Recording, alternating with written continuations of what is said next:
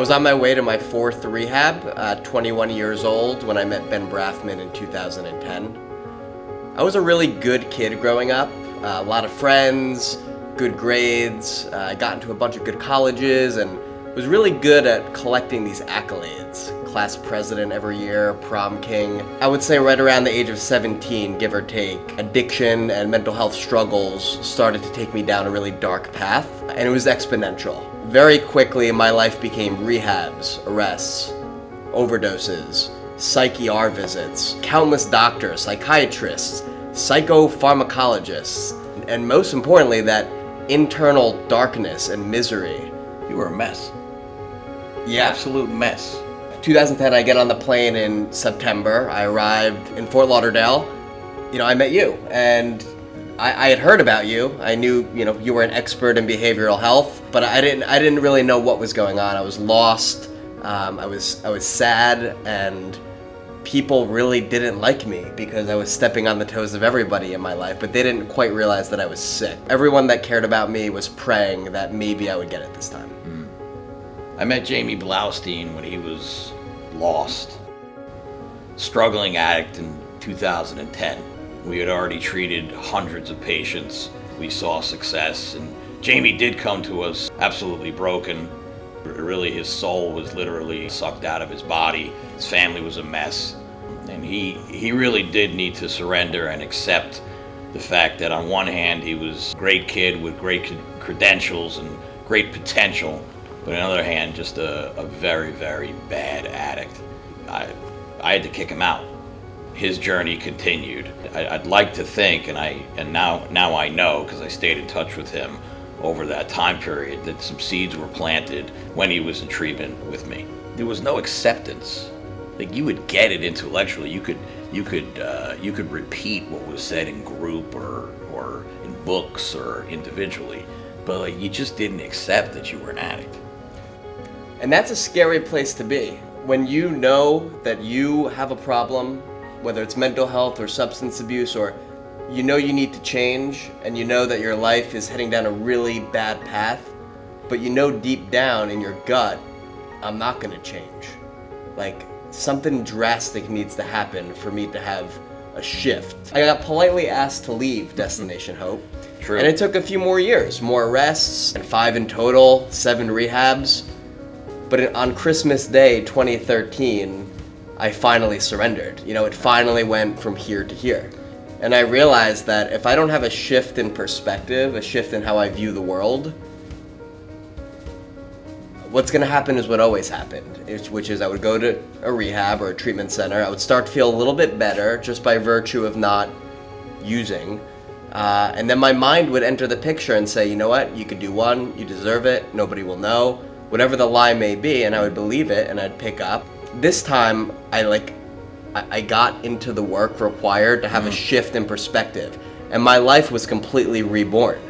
I got out of that final treatment center, I moved into a halfway house, and I did the work necessary to get better internally. You had severe anxiety, as I recall. Probably some depression too, but you dealt with that as well. I mean, you overcame, that's a lot. Yeah. Addiction, sure. Anxiety, mental health, family issues. Sure. With the addiction, it was the obsession, the compulsion, right, and that spiritual sort of void. And with the anxiety, it was the constant chatter in the mind, the pit in the stomach, the always sort of feeling like I needed to go, right.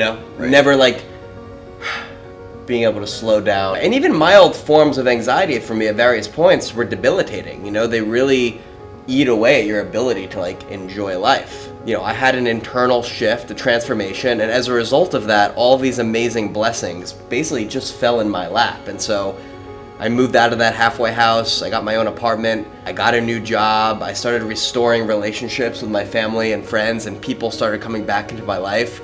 And I started to wake up and genuinely be happy to be alive. And eventually I decided, I feel like I've underachieved a little in my career. I'm going to apply to business school. So I sent these applications and I got honest about my track record and my story, and a lot of them probably, rejected me on the basis of, okay, we'd probably rather not have somebody who's an admitted heroin addict. but a few gave me a shot, and so I ended up going to Duke University for my MBA. I graduated in 2018, and I went on to Wall Street, where I've been an investment banker for the last 3 years. So I've really enjoyed investment banking. I've learned so much. I've done mergers and acquisitions, equity and debt deals in the industrial space. But then January 2021, Ben Brafman called me and he said, hey, I want to start something a bit more mental health focused. And do you want to be involved? There was a lot of commonality, and what I realized very quickly was this is my primary purpose. This is aligned with my passion and what I'm supposed to do. And so I got quiet with it for a few days and eventually realized, yes, like, let's do this. Let's form this partnership where you take a behavioral health expert, an authority in the space, and somebody who's like just really passionate about this work. And let's pair him with somebody such as myself, who's a client advocate to the nth degree, for better or for worse, through my 7 rehabs, through my sponsoring of dozens of men, A, and B, through my ability to recover and like go out in the world and have all these amazing blessings that are part of getting better. Why did I reach out to you? You know, I've thought about it, and there's probably several reasons, but you know what? I'm going to share the ultimate reason why.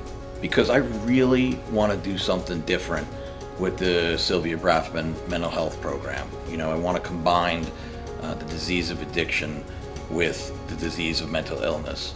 Listen, I know my expertise, and I happen to know you, and I figured it was just a union that was meant to be, and that finally we're going to do something that's really going to make a difference. Small, intimate, family oriented.